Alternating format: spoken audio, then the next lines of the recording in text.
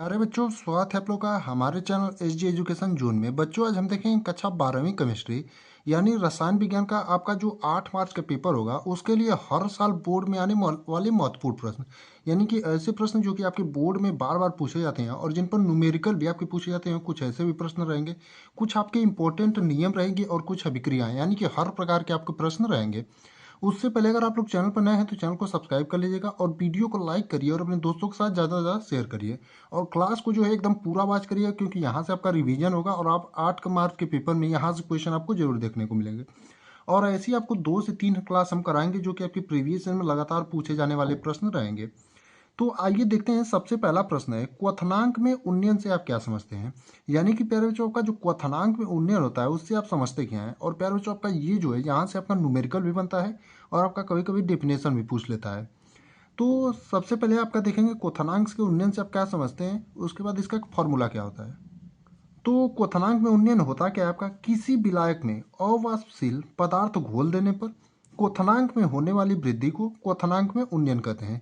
यानी कि प्यारे बच्चों, आपका किसी विलायक में जो है अवाष्पशील पदार्थ जो है घोल देने पर जो उसके क्वथनांक में होने वाली वृद्धि होती है, यानी कि किसी विलायक में जो है, मान लीजिए आपका कोई ये विलायक है, इसमें कोई आपका अवाष्पशील विलेय जो है, माफ करिए, अवाष्पशील जो पदार्थ है इसको घोल देंगे इसमें, तो इसके क्वथनांक में जो आपकी वृद्धि हो जाती है उसी को क्वथनांक में उन्नयन कहते हैं। अब इसे प्रदर्शित कैसे करते हैं, तो डेल्टा टीवी से। और इसका फॉर्मूला क्या होता है, तो डेल्टा टीवी बराबर 1000 गुणे केबी गुणे डब्ल्यू बटे में यम गुणे का कैपिटल डब्ल्यू, वो भी ग्राम में। अब देखिए आपका सब कुछ यहाँ पर होता क्या है, तो डेल्टा टीवी आपका क्वथनांक में उन्नयन है, यानी कि ये क्वथनांक में उन्नयन है। केबी आपका जो है मोलल उन्नयन स्थिरांक है, यानी केबी जो आपका ये है मोलल उन्नयन स्थिरांक है। और स्मॉल डब्ल्यू जो है आपका, यानी कि ये वाला स्मॉल डब्ल्यू आपका विलेय का भार है। और कैपिटल यम जो है आपका प्यारे बच्चों, वो आपका विलेय का अणुभार है, यानी कैपिटल यम जो है आपका विलेय का अणुभार है। और आपका जो कैपिटल डब्ल्यू है, यानी कि जो ग्राम में आपका कैपिटल डब्ल्यू है, ये विलायक का भार है। तो उम्मीद करते हैं आपको समझ में आ गया होगा कि क्वथनांक में उन्नयन आपका होता क्या है। और प्यारे बच्चों, इस क्लास में जितने भी प्रश्न आपको बताए जाएंगे लिख लीजिए, आपके इंपॉर्टेंट प्रश्न ही रहेंगे, कोई इधर उधर का फालतू प्रश्न नहीं रहेगा, क्योंकि 1-2 दिन में आपका एग्जाम है। अब आज 6 तारीख है तो 7 का एक दिन गैपिंग है, फिर 8 का आपका एग्जाम है। तो सिर्फ रिवीजन जितने प्रश्नों का करा सकें हम, कि जो आपके इंपॉर्टेंट हो, तो उन्हीं प्रश्नों को आपको बताएंगे। अब दूसरा वाला प्रश्न आप देखेंगे कि आपका अगला वाला जो है कि हिमांक में अवनमन से आप क्या समझते हैं। यानी कि हिमांक पहले आपने देखा क्वथनांक में उन्नयन, अब हिमांक में अवनमन। तो आपको कुछ नहीं करना है, बस डेफिनेशन में थोड़ा मोड़ा परिवर्तन करना है। जैसे देखेंगे आप, किसी विलायक में कोई अवाष्पशील पदार्थ घोलने पर हिमांक में होने वाली कमी को जो है हिमांक का अवनमन कहते हैं। अब वहां पर था क्वथनांक में होने वाली वृद्धि को, अब यहाँ पर आपका क्या होगा, हिमांक में होने वाली कमी को जो है हिमांक का अवनमन कहते हैं। तो इजीली आपको डेफिनेशन जो है एकदम याद हो जाएगा। अब देखेंगे आपका इसका फॉर्मूला क्या होता है, तो फॉर्मूला वही डेल्टा टी एफ बराबर, जहाँ डेल्टा टी एफ क्या है आपका हिमांक में अवनमन है, बराबर क्या होगा आपका 1000 गुणे के एफ गुणे स्मॉल डब्ल्यू बटे में कैपिटल डब्ल्यू, माफ करिए कैपिटल एम गुणे कैपिटल डब्ल्यू ग्राम में। अब आपका यहाँ पर टी एफ जो है, डेल्टा टी एफ क्या है, हमने आपको पहले ही बता दिया, हिमांक में अवनमन है। और के एफ क्या है आपका मोलल अवनमन स्थिरांक है। और ये सभी चीज़ें हमने बताया था, कैपिटल एम जो है आपका विलेय का अणुभार है, और कैपिटल डब्ल्यू जो है आपका विलायक का भार है, और इसके स्मॉल जो डब्ल्यू है आपका विलय का भार है। तो उम्मीद करते हैं आपको हिमांक में अवनमन क्या होता है ये भी एकदम आसानी से समझ में आ गया होगा। और प्यार बच्चों, सभी बढ़िया प्रश्न है, तो आप लोग एकदम क्लास को पूरा देखिएगा और रिवीजन अपना अच्छे से करिएगा। अब अगला वाला प्रश्न देखेंगे, यानी कि तीसरा वाला प्रश्न। तो दिया है प्रतिलोम परासरण से क्या है, यानी कि प्रतिलोम परासरण से क्या तात्पर्य है, या फिर प्रतिलोम परासरण है क्या, या फिर प्रतिलोम परासरण को परिभाषित कीजिए। जैसे भी आपको पूछे आपके पेपर में, बात एक ही है, आपको एक ही तरीके से सभी का आंसर लिखना है। तो आइए देखते हैं होता क्या है आपका। तो लिखेंगे आप, यदि परासरण दाब से अधिक दाब विलयन पर लगाया जाता है तो विलायक के अणु अधिक सांद्रता वाले विलयन से कम सांद्रता वाले विलयन की ओर प्रवाहित होने लगते हैं। यह प्रक्रिया जो है परासरण के विपरीत होती है, इसलिए इसे प्रतिलोम परासरण कहते हैं। यानी कि प्यारे बच्चों, आपका यदि परासरण दाब जो है से अधिक दाब जो है विलयन पर लगाया जाता है, यानी कोई परासरण दाब है उससे जो है, यानी परासरण दाब जो आपका होता है उससे अधिक दाब जो है विलयन पर लगाया जाता है, तो विलायक के अणु जो है अधिक सांद्रता वाले विलयन से कम सांद्रता वाले विलयन की ओर प्रवाहित होने लगते हैं। और यही जो आपकी प्रक्रिया होती है परासरण के विपरीत होती है, इसीलिए आपको प्रतिलोम इसे परासरण कहते हैं। यानी प्रतिलोम मतलब आपका विपरीत ही होती है या फिर उल्टा होता है। तो इसीलिए इसको क्या कहते हैं, प्रतिलोम परासरण कहते हैं। तो उम्मीद करते हैं आपको जो प्रतिलोम परासरण है ये भी एकदम अच्छे से समझ में आ गया होगा, और क्लास जो है आपको एकदम बढ़िया लग रही हो, क्योंकि इसमें जो क्वेश्चन है आपके बढ़िया बढ़िया प्रश्न है। अब अगला वाला क्वेश्चन देखेंगे प्यारे बच्चों, यानी 4 नंबर। तो दिया है मानक इलेक्ट्रोड विभव किसे कहते हैं, यानी कि मानक इलेक्ट्रोड आपका विभव जो है प्यारे बच्चों वो क्या होता है, या फिर मानक इलेक्ट्रोड विभव को परिभाषित कीजिए, या फिर मानक इलेक्ट्रोड विभव किसे कहते हैं। बात आपका एक ही है, क्वेश्चन आपको घुमा फिरा के जैसे भी दे आंसर आपका एक ही होगा। तो आइए देखते हैं आपका मानक इलेक्ट्रोड विभव होता क्या है या फिर किसे कहते हैं। तो 25 डिग्री सेल्सियस ताप पर तथा 1 वायुमंडलीय दाब पर जब किसी धातु की छड़ को उसके लक्षण के विलयन में डुबोते हैं तो विलयन में उत्पन्न होने वाले विभव को मानक इलेक्ट्रोड विभव कहते हैं। यानी कि प्यारे बच्चों 25 डिग्री सेल्सियस ताप पर तथा 1 वायुमंडलीय दाब पर जो है जब किसी धातु की छड़ को उसके लवण के विलयन में डुबोते हैं तो विलयन में उत्पन्न होने वाला जो आपका विभव होता है उसी को आपका मानक इलेक्ट्रोड विभव कहते हैं। यानी कि आपका जब किसी 25 डिग्री ताप रहना चाहिए और 1 वायुमंडलीय दाब रहना चाहिए, और जब किसी धातु की यानी कोई धातु की आपकी छड़ है ऐसे, अब इसको क्या करते हैं उसके लवण के विलयन में जब डुबोते हैं, यानी कि कोई लवण का आपका विलयन है और उसमें डुबोते हैं तो विलयन जो आपका ये होता है जिसमें डुबोते हैं आपका छड़ को, तो उसमें जो विभव उत्पन्न होता है उसी को आपका मानक इलेक्ट्रोड विभव कहते हैं। तो उम्मीद करते हैं आपको मानक इलेक्ट्रोड विभव जो है भी एकदम बढ़िया से समझ में आ गया होगा। अब देखते हैं अपना अगला प्रश्न, यानी कि 5वां वाला। तो दिया है अर्हेनियस समीकरण दीजिए तथा इसमें प्रयुक्त प्रतीतों का अर्थ लिखिए। यानी कि प्यारे बच्चों का अर्हेनियस समीकरण क्या है, यानी कि अर्हेनियस समीकरण आपको बताना रहेगा, यानी कि सूत्र आपको बताना रहेगा, और बताना है कि अर्हेनियस समीकरण में जो प्रतीत हैं उनके आपको क्या क्या नाम है वो लिखना रहेगा। और ये भी जो है आपका 2 नंबर में पूछता है तो आपका इंपॉर्टेंट ही है, या इसी पे कभी कभी आपका न्यूमेरिकल भी पूछ देता है। अर्हेनियस समीकरण पर कोई एक मान जो है मिस कर देगा और बाकी मान दिए रहेंगे तो आपको निकालना रहेगा। तो आइए देखते हैं कैसे आप लिखेंगे। और हेनियस ने वेग स्थिरांक तथा परम ताप के बीच एक संबंध बताया जिसके अनुसार ताप बढ़ाने से वेग में चर घातांकी रूप से वृद्धि होती है। यानी कि प्यारे बच्चों और हेनियस हैं जो उन्होंने वेग स्थिरांक तथा परम ताप के बीच जो है एक संबंध बताया था, और जिसके अनुसार जो है ताप बढ़ाने से वेग में चर घातांकी से वृद्धि होती है। तो यही आपका अरेनियस समीकरण होता है। जैसे आपका अरेनियस समीकरण है के बराबर कैपिटल ए गुणे स्मॉल ई के पावर ई ए माई बटे आर टी हो जाएगा। ये आपका अरेनियस समीकरण का जो है आपका सूत्र हो जाएगा। अब देखेंगे आपका इसमें सभी प्रतीत जो है वो आए क्या। जैसे कैपिटल के जो है आपका वेग स्थिरांक है, कैपिटल ए जो है आपका आवृत्ति गुणांक है, और स्मॉल ई के पावर माइनस ई ए बटे आर टी दिया है तो ई ए जो आपका है संक्रियण ऊर्जा है, और आपका आर जो है यहाँ पर गैस नियतांक है, और टी जो है प्यारे बच्चों आपका क्या है तो परम ताप है। तो आप सभी चीज़ों को देख लीजिए। आपका अरेनियस समीकरण में जो है के आपका क्या है, ए क्या है और ई ए क्या है, आर क्या है और टी क्या है, क्योंकि इन्हीं का आपका महत्व है। तो आप लोग सभी नामों को जो है बढ़िया से याद कर लीजिएगा कि जो चिन्ह प्रयोग किए गए हैं वो क्या क्या है। अगला क्वेश्चन है प्यारे बच्चों कि हेनरी का नियम लिखिए, उसकी सीमाएं व अनुप्रयोग लिखिए। यानी कि आपका हेनरी का नियम बहुत ही इंपॉर्टेंट प्रश्न है। कुछ इंपॉर्टेंट नियम भी है आपके, हो सके तो आपको अलग से भी क्लास में जो है इंपॉर्टेंट नियम की एक क्लास करा देंगे, बाकी इसमें भी देख लीजिए, लेकिन अलग से भी सभी इंपॉर्टेंट नियम जितने भी है सबका करा देंगे। तो हेनरी का नियम क्या होता है आइए देखते हैं। तो हेनरी का नियम पहले हेडिंग डालेंगे आप अपनी कॉपी में लिखेंगे, तो उसके बाद लिखेंगे इस नियम के अनुसार स्थिर ताप पर किसी गैस की द्रव में विलेयता गैस के दाब के समानुपाती होती है। यानी कि प्यारे बच्चों आपका इस नियम यानी हेनरी के नियम के अनुसार जो है स्थिर ताप पर किसी गैस की जो द्रव में विलेयता होती है वो गैस के दाब के समानुपाती होती है। यानी कि यम जो है समानुपाती होगी किसके, पी के, और यम का जब बराबर का चिन्ह आएगा इन दोनों के बीच में यम और पी के, तो के एच जो है आपका एक नियतांक आएगा जिसे हेनरी नियतांक के नाम से जानते हैं। यानी यम बराबर के एच पी हो जाएगा, जहां यम आपका घुली हुई गैस की मात्रा हो जाएगी, पी जो है प्यारे बच्चों आपका गैस का दाब हो जाएगा, और के एच जो है आपका हेनरी नियतांक हो जाएगा। अब इसमें आगे आपको और क्या क्वेश्चन पूछता है, उसकी सीमाएं वह अनुप्रयोग बताइए, यानी हेनरी के नियम की सीमाएं और उसके अनुप्रयोग आपको बताना है। तो सबसे पहले देखेंगे आपका हेनरी के नियम की सीमाएं। तो पहली आपकी सीमा है प्यारे बच्चों तनु विलयन पर लागू होता है। यानी कि हेनरी का जो नियम होता है प्यारे बच्चों वो केवल तनु विलयन पर लागू होता है। दूसरा आपका है निम्न दाब वह उच्च ताप पर कार्य करता है। यानी कि प्यारे बच्चों का जो हेनरी का नियम होता है वो निम्न दाब, माफ करिए निम्न दाब वह उच्च ताप पर कार्य करता है। अगला आपका जो है उन गैसों पर लागू होता है जो विलायक से क्रिया नहीं करते हैं, यानी कि प्यारे बच्चों आपका हेनरी का जो नियम होता है उन गैसों पर लागू होता है जो आपका विलायक से क्रिया नहीं करते हैं। अब इसके अनुप्रयोग क्या क्या हो जाएंगे, तो पहला आपका गोताखोर द्वारा, यानी कि आपका गोताखोर द्वारा अनुप्रयोग किया जाता है। दूसरा आपका है शीतल पेय पदार्थ में, और तीसरा आपका है फेफड़ों की क्रियाविधि में। तो उम्मीद करते हैं आपको समझ में आ गया होगा कि हेनरी का नियम क्या है, उसकी सीमाएं क्या है और उसके अनुप्रयोग क्या है। और बहुत ही बढ़िया प्रश्न है प्यारे बच्चों आपका ये भी। अब अगला, और ये भी आपका बहुत ही इंपॉर्टेंट प्रश्न है प्यारे बच्चों, कि राउल्ट का नियम लिखिए वो उसकी सीमाएं बताइए। यानी कि प्यारे बच्चों का जो राउल्ट का नियम है उसको लिखना रहेगा और उसकी क्या क्या सीमाएं हैं इसके बारे में आपको बताना रहेगा। और ये भी जो है प्यारे बच्चों का इंपॉर्टेंट ही प्रश्न है, क्योंकि ये भी जो है आपका बार बार पूछा जाता है कि राउल्ट का नियम लिखिए तथा उसकी सीमाएं बताइए।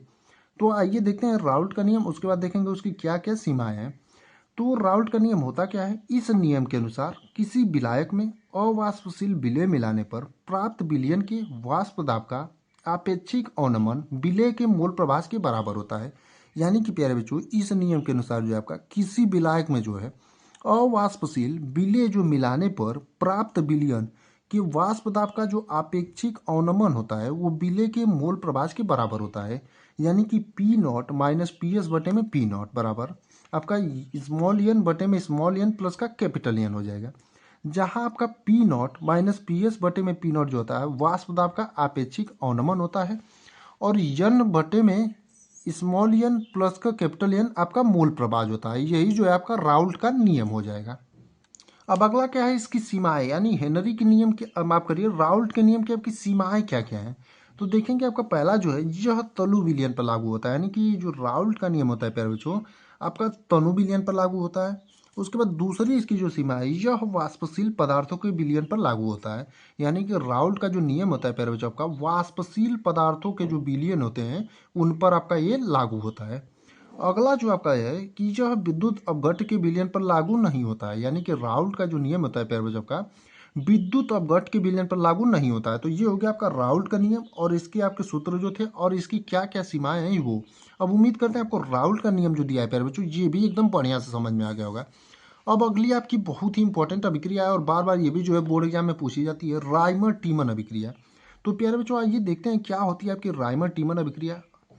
तो जब फिनाल में क्लोरोफॉर्म मिलाकर कॉस्टिक सोडा यानी सोडियम हाइड्रोक्साइड के साथ 333 केल्विन ताप पर गर्म करते हैं तो सैलिसिल एल्डिहाइड बनता है। इस अभिक्रिया को राइमर टीमन अभिक्रिया कहते हैं।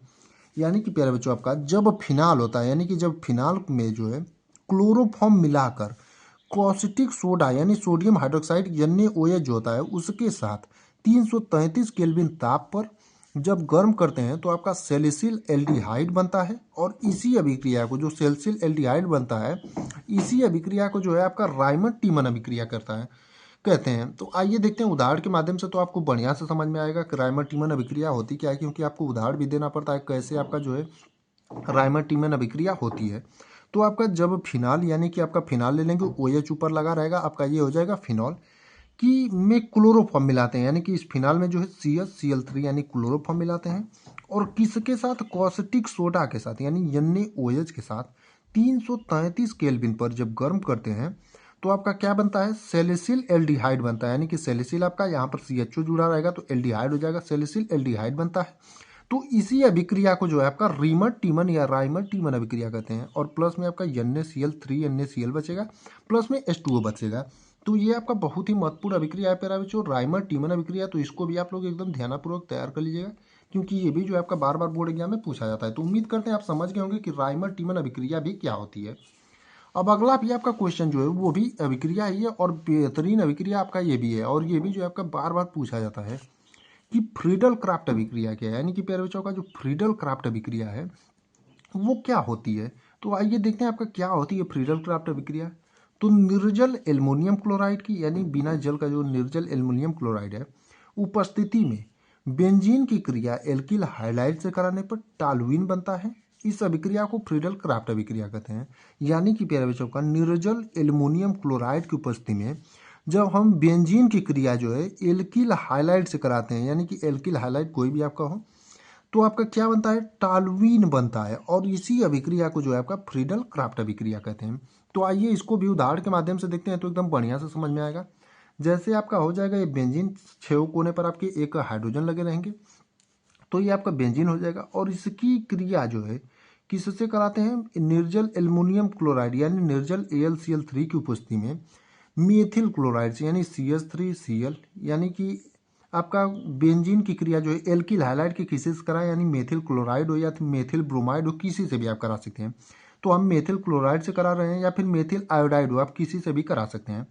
तो मेथिल क्लोराइड से जब कराते हैं तो आपका टॉल्यूएन बनता है और यहाँ पर आपका CH3 जुड़ा रहेगा, यहाँ से एक विस्थापित कर देगा CH3 को, हाइड्रोजन को, और CH3 आके जुड़ जाएगा। तो आपका क्या बनता है, टॉल्यूइन बनता है, प्लस में आपका HCl बनता है। तो यही अभिक्रिया जो है निर्जल एल्युमिनियम क्लोराइड की उपस्थिति में बेंजीन की क्रिया एल्किल हाइलाइड से कराने पर टॉल्यूइन बनता है। इस अभिक्रिया को फ्रीडल क्राफ्ट अभिक्रिया कहते हैं। अब अगला वाला जो क्वेश्चन है आपका, ये भी आपका सेटजेप नियम है और ये भी बढ़िया नियम है आपका, ये भी जो है बार बार बोर्ड एग्जाम में पूछा जाता है। अब जो क्वेश्चन है आपका नियम पर है कि सेटजेप नियम पर टिप्पणी लिखिए, यानी जो सेटजेप आपका नियम है प्यारे बच्चों, इस पर आपको टिप्पणी लिखने के लिए बोलेगा। तो सेटजेप नियम इस प्रकार है, जब कोई हेलो एल्केन दो विभिन्न रीतियों से बी हाइड्रोजनीकरण अभिक्रिया द्वारा दो भिन्न एल्कीलों का निर्माण करने में सक्षम है, तो सबसे अधिक प्रतिस्थापित एल्कीन ही मुख्य उत्पाद होगी।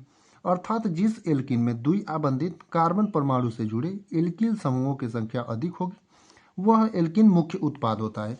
यानी कि प्यारे बच्चों का सेटजेप जो नियम है इस प्रकार होता है कि जब कोई हेलो एल्केन जो है दो विभिन्न रीतियों, यानी दो विभिन्न रीति बोलिए फिर दो विभिन्न विधियों से बी हाइड्रोजनीकरण अभिक्रिया द्वारा दो भिन्न भिन्न एल्किलों का निर्माण करने में सक्षम है, तो सबसे अधिक प्रतिस्थापित जो है एल्कीन ही मुख्य उत्पाद होगी।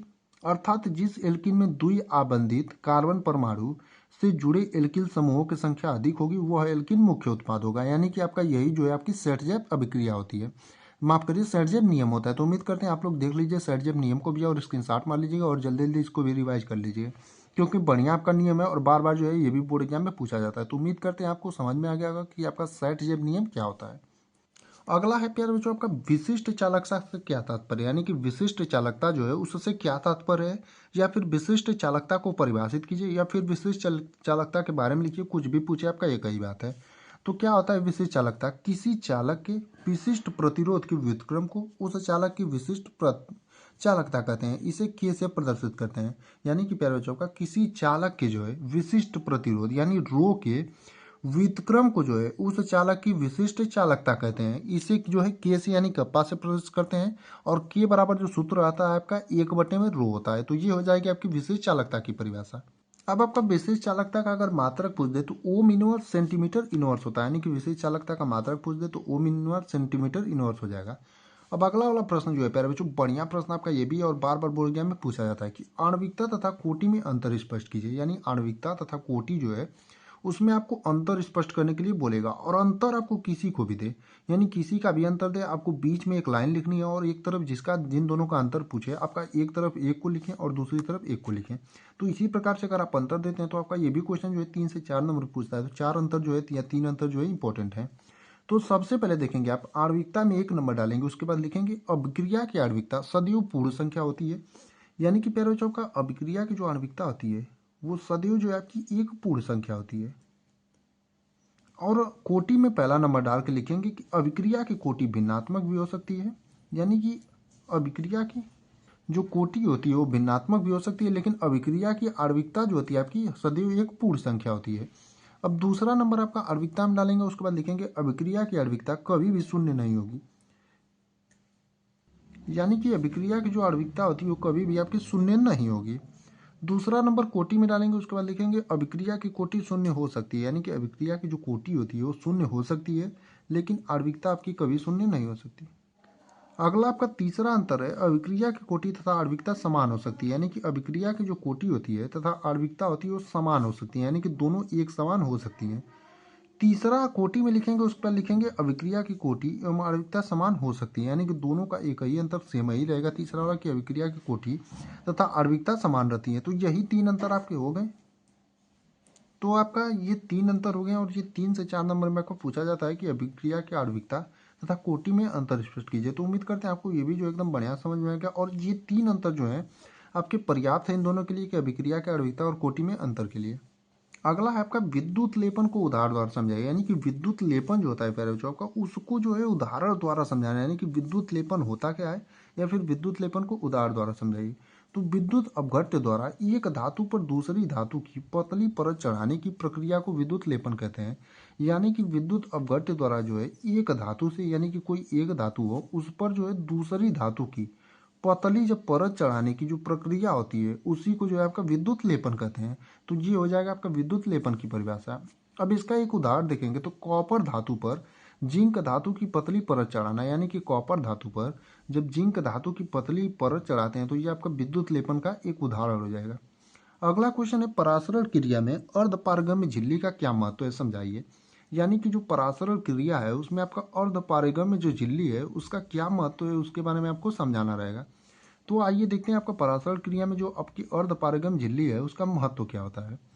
तो अर्धपारगम्य झिल्ली शुद्ध विलायक के छोटे आकार के कणों को बाहर निकलने देती है, जबकि विलेय के अशुद्ध बड़े आकार के कणों को बाहर नहीं निकलने देती। यानी कि जो आपकी अर्धपारगम्य झिल्ली होती है परासरण क्रिया में, वह विलायक के छोटे आकार के जो कणों को है वो बाहर निकलने देती है, तथा जबकि विलेय के अशुद्ध यानी बड़े आकार के जो कण होते हैं उनको बाहर नहीं निकलने देती है। तो यही जो होता है आपका परासरण क्रिया में अर्धपारगम्य झिल्ली का कार्य या और महत्व होता है।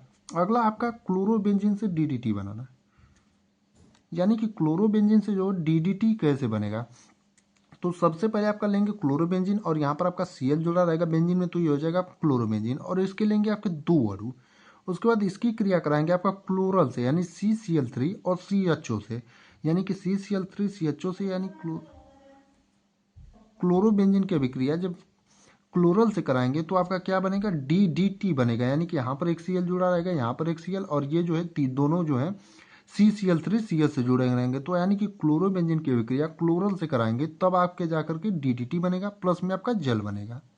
अगला वाला जो क्वेश्चन है आपका वैद्युत रासायनिक श्रेणी किसे कहते हैं, इसके प्रमुख लक्षण तथा दो प्रमुख उपयोग लिखिए। यानी कि प्यारे बच्चों का वैद्युत रासायनिक जो श्रेणी है वो किसे कहते हैं तथा इसके जो आपको दो प्रमुख लक्षण लिखने हैं तथा दो प्रमुख उपयोग लिखने हैं। तो सबसे पहले देखेंगे आपका वैद्युत रासायनिक श्रेणी होता क्या है, उसके बाद इसके प्रमुख लक्षण देखेंगे, उसके बाद इसके प्रमुख उपाय उपयोग देखेंगे। तो विभिन्न धातुओं तथा अधातुओं को उनके मानक इलेक्ट्रोड विभव यानी अपचयन विभव के बढ़ते हुए क्रम में रखने पर जो श्रेणी प्राप्त होती है उसे वैद्युत रासायनिक श्रेणी कहते हैं। यानी कि प्यारे बच्चों का विभिन्न धातुओं तथा अधातुओं को उनके मानक इलेक्ट्रोड विभव के अपचयन विभव के बढ़ते हुए क्रम में रखने पर जो आपकी श्रेणी प्राप्त होती है उसी को जो है आपका वैद्युत रासायनिक श्रेणी कहते हैं। अब देखेंगे आपका वैद्युत रासायनिक श्रेणी के लक्षण। तो वैद्युत रासायनिक श्रेणी का जो आपका पहला लक्षण हो जाएगा, श्रेणी में ऊपर से नीचे की ओर जाने पर अपचयन क्षमता बढ़ती है घटती है, जबकि नीचे से ऊपर जाने पर अपचयन क्षमता बढ़ती है।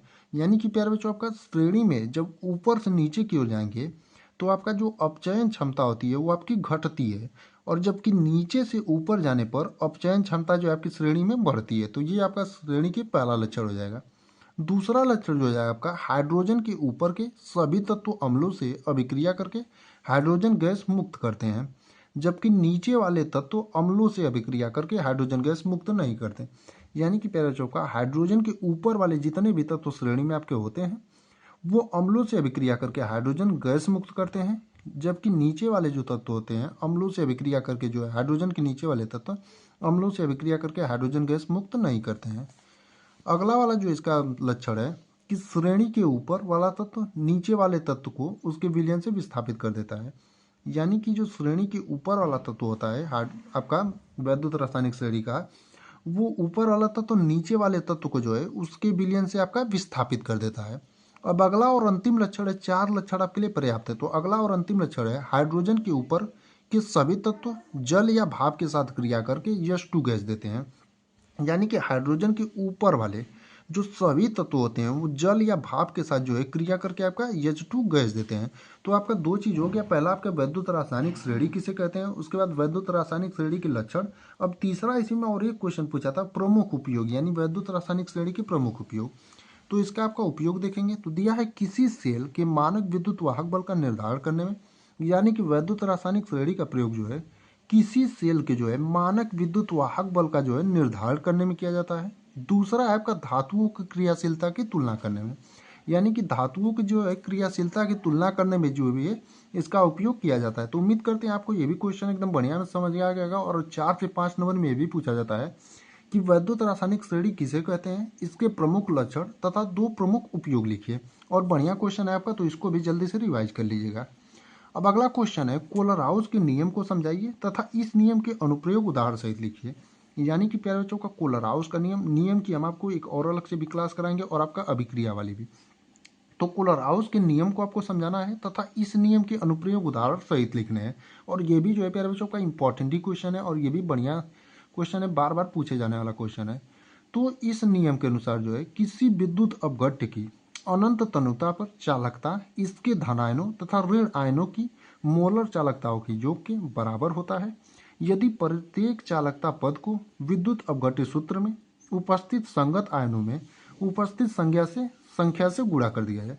यानी कि प्यारे बच्चों आपका जो ये नियम होता है कोलराउस का नियम, इस नियम के अनुसार जो है किसी विद्युत अपघट्य की अनंत तनुता पर जो चालकता होती है इसके धन आयनों तथा ऋण आयनों की मोलर चालकताओं के योग के बराबर होता है यदि प्रत्येक जो चालकता पद को विद्युत अपघट्य सूत्र में उपस्थित संगत आयनों में उपस्थित संख्या से गुणा किया जाए तो आपका जो है ये जो है चालकता इसके धन आयनों तथा ऋण आयनों की मोलर चालकताओं के योग के बराबर होता है। जैसे उदाहरण आपका देखेंगे, लैम्डा इनफाइनाइट HCl बराबर, तो बराबर आपका लैम्डा इनफाइनाइट H प्लस का लैम्डा इनफाइनाइट Cl। यानी कि आपका जो है उदाहरण के रूप में देखेंगे कि किसी विद्युत अपघट्य के अनंत तनुता पर चालकता इसके धनायनों तथा ऋणायनों की मोलर चालकताओं के योग के बराबर होता है। यानी लैम्डा इनफाइनाइट HCl बराबर आपका लैम्डा इनफाइनाइट H प्लस का लैम्डा इनफाइनाइट Cl, यानी कि दोनों के योग के जो है बराबर होता है। अगला जो है कोलराउस के नियम का आपको अनुप्रयोग लिखना था। तो कोलराउस के नियम का अनुप्रयोग क्या हो जाएगा, पहला हो जाएगा अनंत तनुता पर दुर्बल विद्युत अपघट्य की मोलर चालकता ज्ञात करना। यानी कि अनंत तनुता पर जो है इसके अनुप्रयोग से यानी प्रयोग से दुर्बल विद्युत अपघट्य की जो है मोलर चालकता ज्ञात करना होता है। दूसरा है दुर्बल वैद्युत अपघट्यों के वियोजन की मात्रा की गणना करना। यानी जो आपके दुर्बल वैद्युत अपघट्य होते हैं उनके वियोजन की मात्रा की जो है गणना करना होता है। तो जो अगला आपका प्रश्न है इसको तो हम पहले ही देख चुके हैं, तो अब आगे अगले प्रश्नों को देखते हैं। बाकी उम्मीद करते हैं आपको पीछे जितने भी प्रश्न बताए गए सभी आपको एकदम बढ़िया समझ में आएंगे। अगला है आपका संक्रमण धातुएं सामान्यतः रंगीन यौगिक बनाती हैं क्यों। यानी प्यारे बच्चों का जो संक्रमण धातुएं होती हैं वो सामान्यतः जो है रंगीन यौगिक बनाती हैं, लेकिन क्यों बनाती हैं उसका जो है आपको कारण देना है। यानी कि क्या कारण है कि वो जो है रंगीन यौगिक बनाती हैं। तो लिखेंगे आप संक्रमण धातुएं सामान्यतः रंगीन यौगिक बनाती हैं क्योंकि इसमें अयुग्मित इलेक्ट्रॉन उपस्थित होते हैं। यानी कि संक्रमण धातुएं जो होती हैं प्यारे बच्चों सामान्यतः रंगीन यौगिक बनाती हैं, लेकिन इसका कारण यही होता है कि इसमें जो होता है अयुग्मित इलेक्ट्रॉन उपस्थित होते हैं। यानी कि अयुग्मित इलेक्ट्रॉन उपस्थित होने के कारण जो संक्रमण धातुएं होती हैं वो रंगीन यौगिक बनाते हैं। और 1 नंबर का आपका ये पूछा जाता है तो इतना आपके लिए पर्याप्त है। अगला है आपका मोलर चालकता क्या है। यानी कि आपका जो मोलर चालकता है वो क्या है, या फिर मोलर चालकता को परिभाषित कीजिए या फिर मोलर चालकता को स्पष्ट कीजिए। तो आपका होता क्या है और सूत्र भी देखेंगे इसका। तो किसी विद्युत अपघट्य पदार्थ के 1 मोल द्वारा उपलब्ध कराए गए आयनों की चालकता को मोलर चालकता कहते हैं और इसे लैम्डा एम से प्रदर्शित करते हैं। यानी कि प्यारे बच्चों का किसी विद्युत अपघट्य पदार्थ के जो है 1 मोल द्वारा उपलब्ध कराए गए आयनों की चालकता को मोलर चालकता कहते हैं और इसे जो आपका लैम्डा एम से प्रदर्शित करते हैं। और लैम्डा एम बराबर जो आपका सूत्र हो जाएगा यक्स गुणे 100/c हो जाएगा। तो यही जो है आपका सूत्र हो जाएगा मोलर चालकता का और ये आपकी परिभाषा हो जाएगी किसी विद्युत अपघट्य पदार्थ के 1 मोल द्वारा उपलब्ध कराए गए आयनों की चालकता को मोलर चालकता कहते हैं और इसे लैम्डा एम से प्रदर्शित करते हैं और आपका सूत्र हो गया। तो उम्मीद करते हैं आपको मोलर चालकता भी समझ में आ गया होगा। अगला और बढ़िया प्रश्न ये भी आपका, लिपिड क्या है, इनका मुख्य कार्य क्या है। यानी कि प्यारे बच्चों का लिपिड जो है वो क्या होते हैं तथा लिपिड का मुख्य कार्य क्या होता है इसके बारे में पूछा है। तो लिपिड होते क्या है सबसे पहले वो देखेंगे, उसके बाद इनका कार्य देखेंगे। तो वे तेल तथा वसा जो जंतुओं तथा वनस्पति से प्राप्त होते हैं उन्हें लिपिड कहते हैं। यानी कि लिपिड वे तेल तथा वसा होते हैं जो जंतुओं तथा वनस्पति से प्राप्त होते हैं, उन्हीं को जो है आपका लिपिड कहते हैं। यानी जंतुओं तथा वनस्पतियों से प्राप्त होने वाले तेल तथा वसा को लिपिड कहते हैं। और इनका जो प्रमुख कार्य होता है यह शरीर को ऊर्जा प्रदान करता है। यानी कि पहला जो प्रमुख कार्य लिपिड का जाएगा शरीर को ऊर्जा प्रदान करना। दूसरा शरीर के ताप को नियंत्रित करना, यानी लिपिड जो आपका शरीर के ताप को नियंत्रित भी करता है। तीसरा आपका जनन क्षमता को नियंत्रित करना, यानी तीसरा जो उपयोग है इसका जनन क्षमता को नियंत्रित करना।